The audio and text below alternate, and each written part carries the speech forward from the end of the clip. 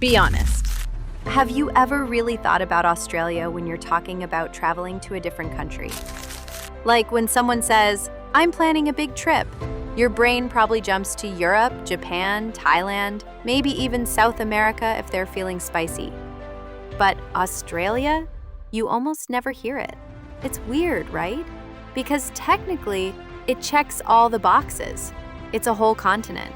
It's beautiful, it's modern, but somehow it just doesn't enter the group chat. Nobody says, "Let's do a month in Australia," the way they say, "Let's backpack through Europe," or "Let's go soul-searching in Bali." It's like Australia is the cool kid at school who's just mysteriously absent from every class photo. And here's the funny part. When you do bring it up, people kind of freeze. They'll say stuff like, "Oh yeah, I've always wanted to go," followed by awkward silence, like they remembered it exists, but never really followed through on the thought. Why is that? Maybe it's the distance. Maybe it's the price. Maybe it's the spiders. Maybe it's the fact that it's just kind of a travel mystery. Everyone knows it's there. Everyone assumes it's great. But for some reason, it never makes the top of the list. It's not hyped. It's not trending. It doesn't show up in those top 10 must-visit countries before you die TikToks. And when it does show up, it's usually paired with a warning about how everything there wants to kill you. But let's pause for a second. If we're being real, Australia is one of the most developed, safe, and unique countries on the planet. It's not exactly some hidden off-the-grid outpost. People live there, millions of them. They go to work, they get coffee, they go to the beach, and they don't spontaneously combust from snake bites every morning. So why do travelers skip over it like it's just too much effort? Why is it treated like a someday trip instead of a right now trip? That's what we're digging into today. Because for a place this big, this beautiful, and this bizarrely under-discussed, it's about time we ask the question, why does nobody ever talk about traveling to Australia? So let's peel back the curtain and start with one of the biggest things people don't talk about when they talk about Australia, the nature. And not just pretty views nature. We're talking next level, nowhere else on Earth kind of wild. Because while most countries have a few cool animals or some decent hiking trails, Australia kind of looked at the planet and said, "I'm going to evolve on hard mode." You've got kangaroos hopping through fields like it's no big deal, koalas just vibing in trees, wombats, echidnas, platypuses, yes, that one animal that looks like a science experiment gone rogue, totally real, totally Australian. You've got parrots flying around like they're in a Lisa Frank dreamscape, and don't even get me started on the cassowary. Basically, a prehistoric murder bird in Gucci heels. But the crazy part? That's just scratching the surface. Australia has some of the most mind-blowing biodiversity on the planet. Over 80% of its animals can't be found anywhere else. That's not a fun fact, that's a flex. And it's not just the animals, it's the landscapes. Australia doesn't do one kind of nature. It does all the kinds. Want beaches? You'll find over 10,000 of them. And these aren't just, here's some sand and water kind of beaches. These are, did I just step into a desktop wallpaper kind of beaches. White sand, turquoise water, zero crowds, sometimes even a wild kangaroo chilling nearby like it's your beach buddy. Then you've got rainforests, dense, tropical, and ancient. Some of these forests have been around longer than most countries. You walk in and it feels like the air has stories. It's humid, green, loud with bird calls, and occasionally interrupted by a waterfall that makes you question your entire existence in a good way.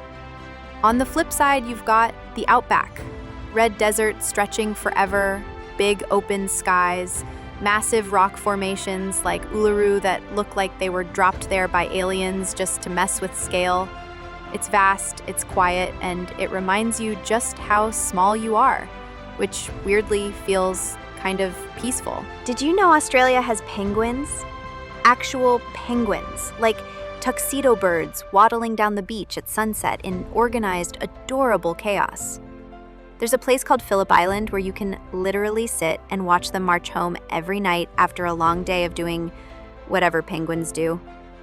It's weirdly emotional. People cry. Not kidding. And then there's the Great Barrier Reef, the largest coral reef system on Earth. A living underwater city that stretches for over 1,400 miles. Snorkeling there feels like swimming through a Pixar film, except it's real, it's warm, and you're surrounded by colors you didn't even know fish came in.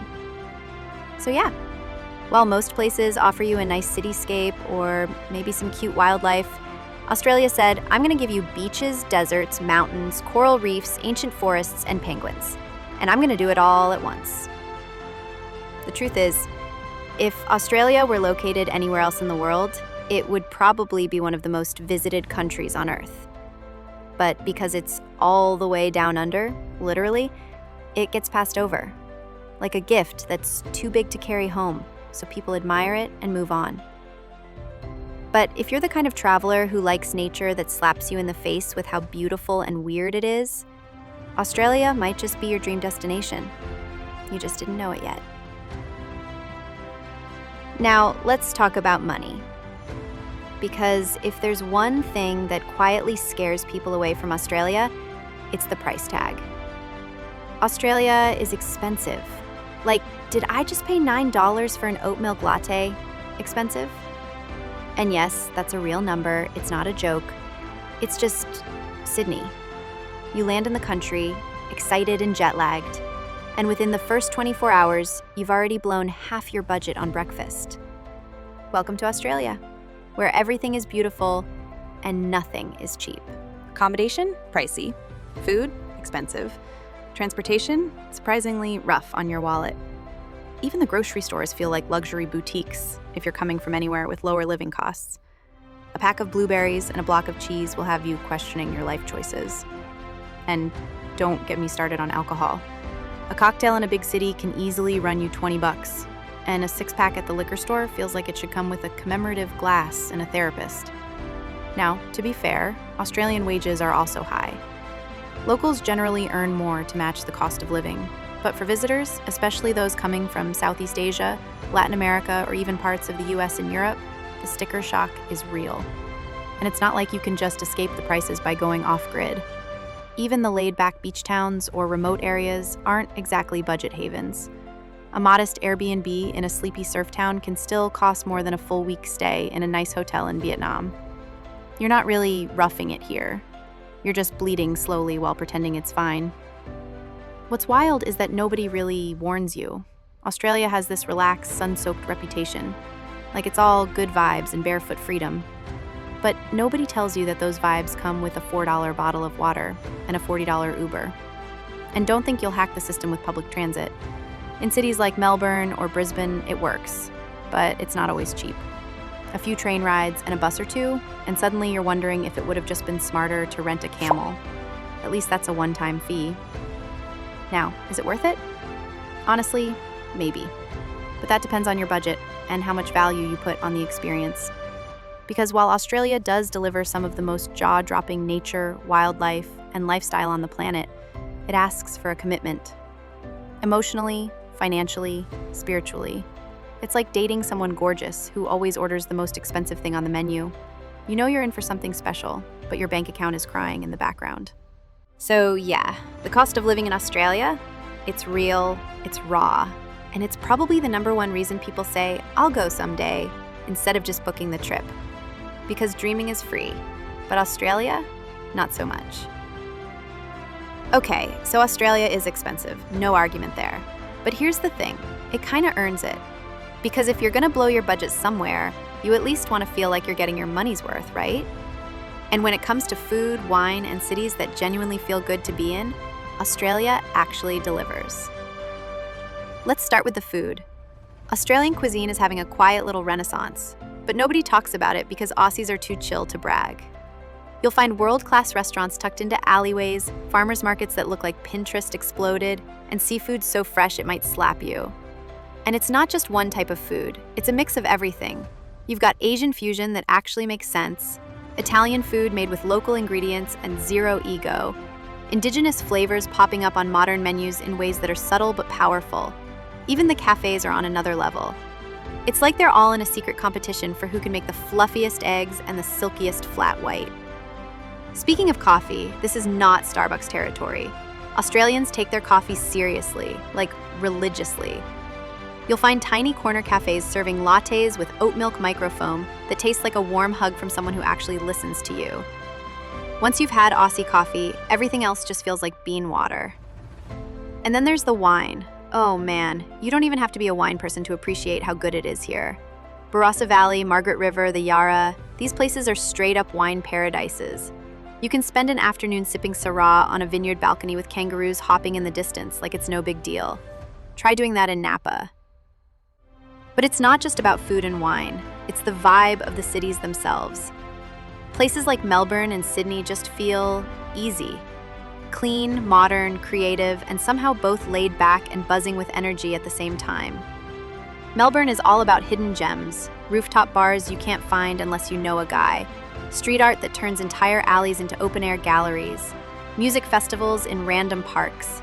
It's got that effortlessly cool thing going on without trying too hard. Sydney, on the other hand, is all drama and views. It's bold, iconic, water everywhere, beaches that are somehow part of the city. You could take a ferry to work, go for a surf after lunch, and eat fresh sushi with a skyline view by dinner. Even smaller cities like Brisbane, Adelaide, or Hobart have their own rhythm. Clean streets, good food, and a pace that feels like a deep breath. So yeah, Australia will burn a hole in your wallet. But if you're going to spend, this is one of the few places on Earth where the quality of life actually matches the price. It's not hype, it's just good. And sometimes, good is enough to make expensive feel worth it. Let's not sugarcoat it. Australia is far, like really far. It's the geographical equivalent of leaving the group chat and starting your own continent. Unless you already live in New Zealand, hi neighbors. Getting to Australia means committing to a flight that lasts longer than most relationships. From the US West Coast, you're looking at 15 hours minimum.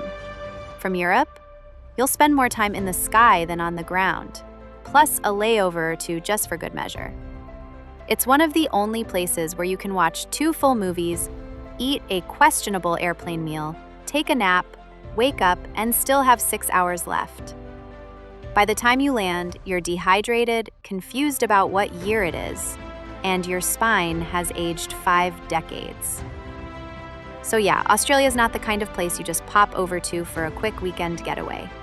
Nobody's saying, I've got a long weekend, might hit up Sydney real quick. It's a journey. You pack differently, you mentally prepare, you clear your calendar, you download entire seasons of shows you said you'd watch but never did, because you'll need them to survive the flight. And the time zones? Forget it. If you live in the US or Europe, just say goodbye to your circadian rhythm. Your sleep schedule will be wrecked. You'll text people back 12 hours too late.